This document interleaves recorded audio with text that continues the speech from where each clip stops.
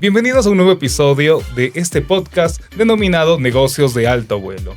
El día de hoy, en un nuevo episodio en donde vamos a compartir aquí en la Unidad de Ciencias Económicas y Empresariales de la Universidad Católica de Cuenca. En este espacio, que está pensado para estudiantes, profesionales y todas las personas que están interesadas en el mundo de los negocios, tenemos la oportunidad de compartir con una profesional en este día de hoy. Hoy tenemos una invitada que nos ayudará a conectar los temas clave: la riqueza socioemocional y la cultura organizacional. Nos acompaña la doctora Yurani López Espitia, profesora e investigadora de la Universidad Católica de Pereira, especialista en empresas familiares, cultura organizacional y procesos de sucesión.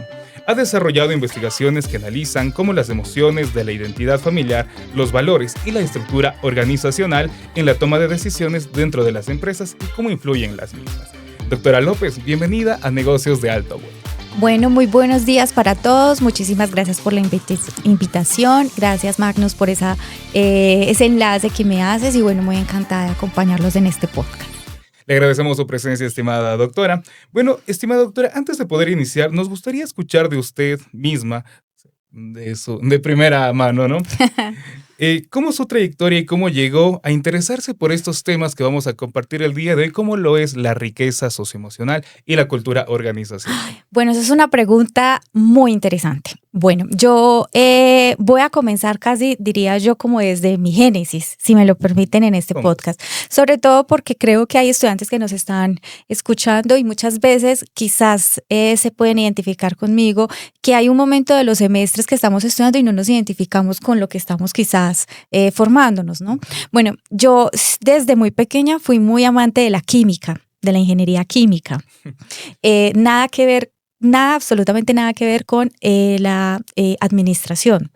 Pero en ese momento mi madre tenía una microempresa y yo quería estudiar ingeniería química para fomentarle ese proyecto o ese emprendimiento a ella. Esa fue como mi primera experiencia o acercamiento a un, llamémoslo así, como un negocio de familia. Entonces, por algunas razones no pasé a la Universidad de Ingeniería Química y mi madre se acerca y me dice: ¿por qué quieres estudiar ingeniería química? Le comento pues acerca de la propuesta de su proyecto y me dijo: pero me servirías más como administradora de empresas. Yo empecé a estudiar administración de empresas y confieso que 4 semestres me sentía absolutamente perdida, sobre todo porque al frente de la facultad de administración estaba ingeniería química. Entonces yo cada vez que salía veía a estos chicos con batas totalmente negras y yo quería, exacto, y yo quería tener esa bata blanca tiznada de muchos materiales. Y cuando llega quinto semestre, que es todo en ese momento era todo el componente administrativo, y llego puntualmente a gestión humana, descubro algo totalmente diferente en mí, ¿cierto? Además de decir, bueno, ya voy en quinto semestre, ya no es tiempo de retroceder, y sigo avanzando, empiezo a conocer unos aspectos maravillosos de lo que es la administración y me enamoro de la corriente de gestión humana.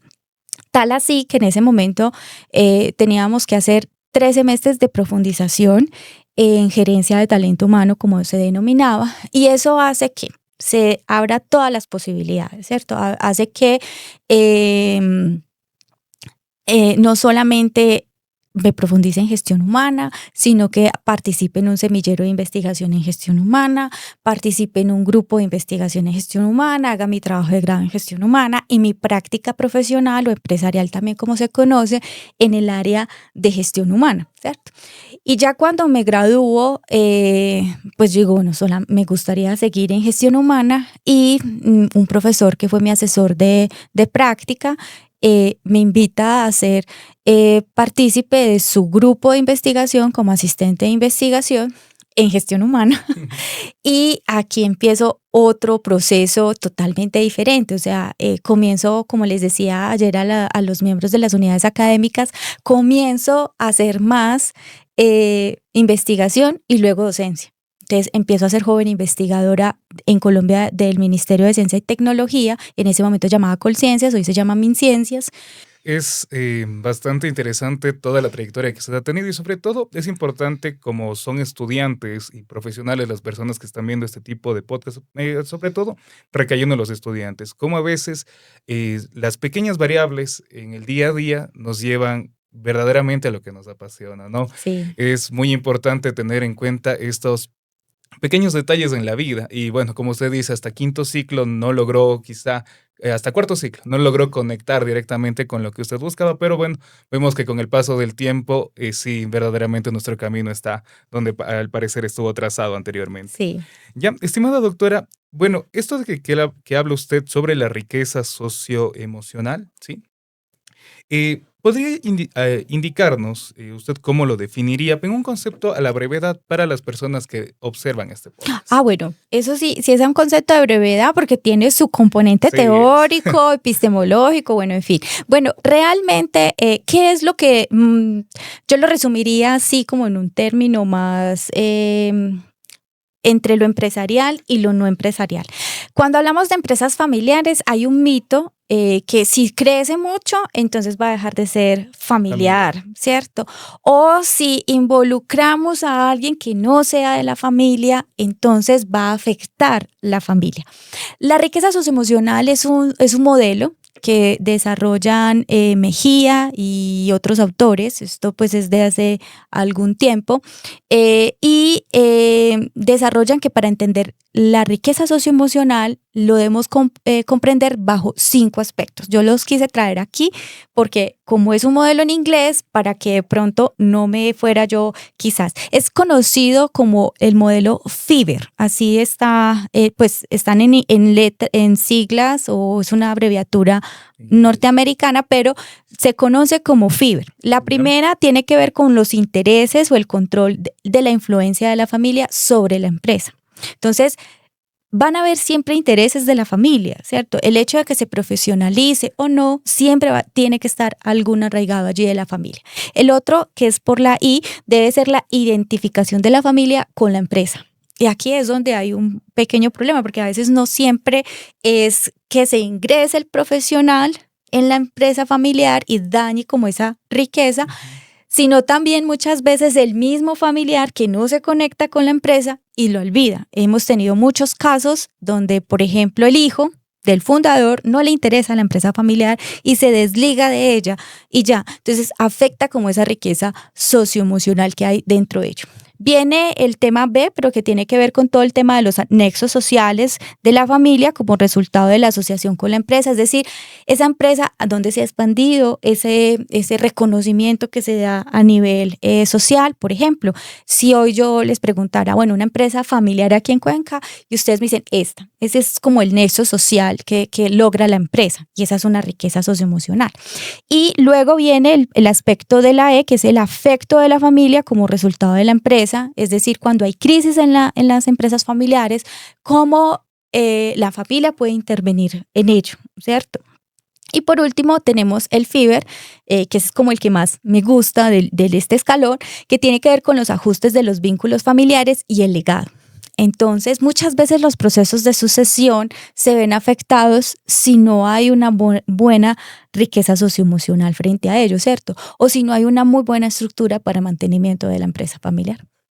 Ya, entonces en un concepto clave podríamos identificar o decir que la riqueza socioemocional corresponde a todo el conjunto de conocimientos, incluyendo el tema de profesionalización que usted menciona, que forman parte de una empresa familiar. Tiene que ver mucho con aspectos, por ejemplo, de legado, de conocimiento. Yo lo llamaría como de una entidad familiar, de los nexos, de cómo se vinculan, se ven, se prevén, también se visualizan en una empresa familiar, cómo quieren hacer que ese legado continúe. Yo creo que cuando toda empresa familiar inicia, pues quiere darle la continuidad de ese legado familiar, ¿no? Entonces, todo tiene que ver como con esos valores, esa estructura de la intervención de la familia, pero es para mantener puntualmente esa connotación de familia, ¿cierto? Diferente a, es como ese, como les decía al principio, es como ese desempeño no financiero, ¿cierto? Ujú. La empresa familiar, al igual que una no familiar, debe procurar por un desempeño financiero, debe mantenerse, ¿no? Porque al fin y al cabo es una empresa. Pero ya la riqueza socioemocional es ese aspecto no financiero que hace que la empresa pueda surgir en diferentes crisis o también aportar a diferentes situaciones o escenarios competitivos en el que ésta quiera estar. Perfecto. Usted hace dos matices, doctora. Uno con respecto al tema empresarial y otro con lo que el término que usted utiliza es lo no empresarial. Ujú. Podríamos entender que lo no, bueno, en este caso hablamos de riqueza socioemocional para lo no empresarial y lo empresarial podríamos definirlo directamente, por ejemplo, como serían las decisiones financieras. ¿Usted cree o considera que las empresas deberían, bueno, en este caso las empresas familiares, ¿cuál es más importante para ellas? Por ejemplo, superponer las decisiones financieras o superponer las decisiones de riqueza socioemocional. Bueno, esa es una pregunta muy, muy interesante. ¿Por qué? Porque esa es la característica más especial que tiene una empresa familiar. No debe anteponer una con otra, sino de convergerla una con otra. Y por eso los liderazgos en la empresa familiar son muy puntuales en ello, ¿cierto? Y estas tensiones, ¿cierto? Entre esos aspectos financieros y de pronto familiares, se ven muy marcados en los diferentes niveles de madurez de la empresa. Entonces, por ejemplo, quizás el fundador está más concentrado en mantener la empresa, ¿cierto? Y él es esa riqueza socioemocional porque la está fundando, ¿cierto? Pero el sucesor puede generar más la innovación, quizás, y disminuir un poco más la riqueza socioemocional, ¿cierto? Entonces, la intención de las empresas familiares es que convergen, que estas tensiones no generen tantas brechas la una entre la otra, sino que puedan converger entre ellas mismas para mantener la empresa familiar. Pero por supuesto que cualquier empresa familiar, como la no familiar, siempre van a procurar por utilidades, siempre van a mantener por ese desempeño financiero, ¿cierto? La crítica aquí es de que por esa búsqueda de ese desempeño financiero no dejen de lado de que son una empresa familiar y que deben procurar por sus riquezas socioemocionales, por esos nexos, por ese prestigio, porque la familia debe estar vinculada, ¿cierto?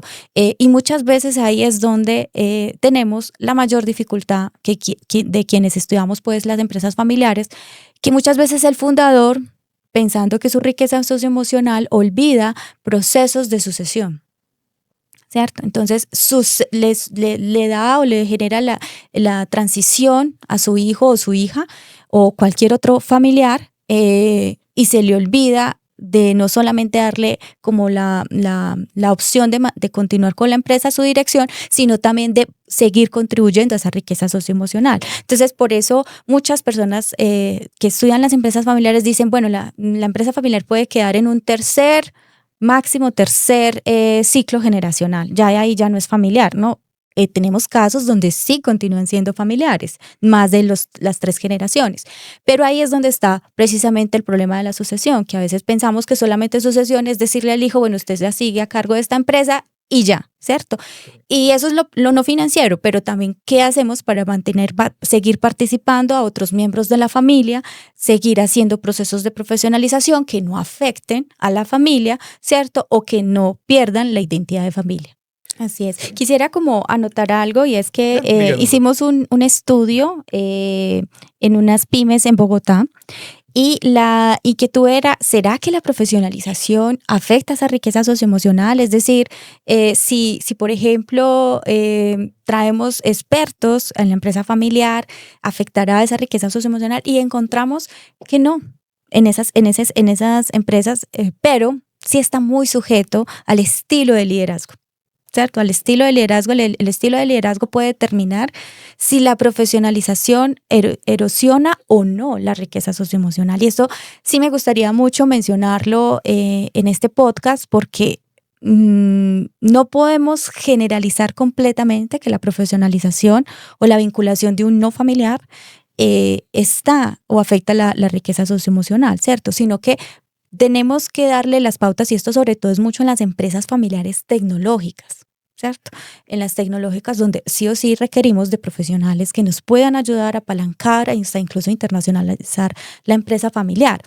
pero sí invito de pronto a los chicos que están viéndome o a profesores también que nos están viendo, que podamos ampliar más esta contrastación, si realmente la profesionalización o estamos haciendo aspectos malos de profesionalización y puede afectar la riqueza socioemocional. Pero sí es muy importante mejorar o afianzar las competencias de liderazgo de las empresas familiares para que estas situaciones no sean contrarias, sino todo lo contrario, puedan aportar a una ventaja competitiva en las empresas. Ya, y con el término de la riqueza socioemocional, y bajo lo que usted menciona, y sobre todo teniendo en cuenta que nos ha citado un ejemplo y todo esto de aquí, la riqueza socioemocional permite a quizá la permanencia de una empresa familiar. Sí, exactamente. O sea, eso es lo que yo quiero como expresar con esto es que no podemos tener el estudio de las empresas familiares cuyas variables son como aisladas, ¿cierto? Entonces, hablamos de empresas familiares y hablamos de sucesión. Y parece que la sucesión no tuviera nada que ver con otros elementos como profesionalización, cultura o riqueza socioemocional. Hablamos de riqueza socioemocional y parece que esto no es como aparte y no tiene nada que ver con sucesión. Implica mucho en la sucesión. Hablamos de profesionalización de la empresa familiar y parecemos que estamos como destruyendo a la empresa familiar porque el nombre de profesionalización, y no, la teoría de la empresa familiar nos dice que así sea la vinculación de un no familiar, que ese es también el que se denomina profesionalización, también los procesos hacen la profesionalización de la empresa familiar. Y hoy vemos que lo que más nos interesa en las empresas familiares es su continuidad de empresa, Claro. ¿cierto? De empresa, porque creo que nadie en el mundo genera una empresa o procura una empresa para acabarla en 10 años, ¿cierto? Sino continuarla. Entonces, como hay aspectos familiares, también tenemos que trabajar esos aspectos familiares y esa riqueza socioemocional nos puede aportar significativamente en la continuidad de la empresa familiar y por ende de su sucesión y de su profesionalización. Perfecto, doctora. Bueno, con este comentario que nos ha hecho la doctora, ya dejando claro sobre cómo es tan importante y relevante la riqueza socioemocional para las empresas, queremos ya terminar este bloque y, bueno, sobre todo dejar en claro qué tan importante es este término, la riqueza socioemocional y cómo conocerla en la empresa. Entonces, ya saben, si buscamos crecer como empresarios, como personas que están apegados al mundo empresarial, deberíamos trabajar en este tipo de variables, ¿sí? Lograr un equilibrio entre las emociones, los valores y una correcta gestión empresarial nos permitirá tener una estrategia, un liderazgo adecuado, un equipo de trabajo incluso comprometido y generar permanencia de nuestra empresa. Bueno, en este momento le agradecemos muchísimo por compartir su conocimiento, doctora, en este episodio de Negocios de Alto Vuelo, aquí en la Unidad Académica de Ciencias Económicas y Empresariales de la Universidad Católica de Cuenca. Y gracias también a todos los oyentes, estudiantes, emprendedores y profesionales que nos acompañan en este espacio de la universidad. Nos escuchamos en el próximo episodio y que sigan volando alto.